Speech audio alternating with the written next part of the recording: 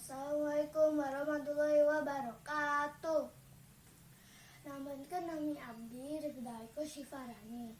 Nu tiasana SD teh Amindia.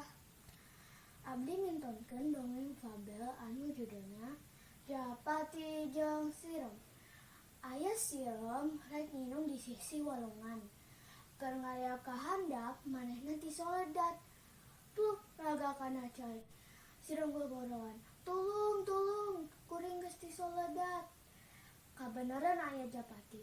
Cindetan dina dahan kai anu nyodor ka aliran cai.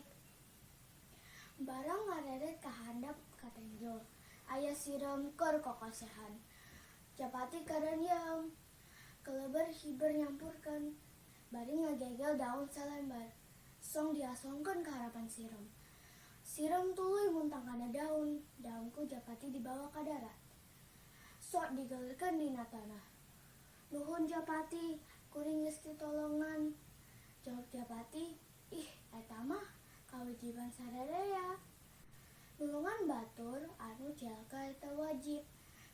Manuk ciong jeung ti kukur di sawah hiber ka mana. Mun urang nulung ka batur eta teh lampah utama.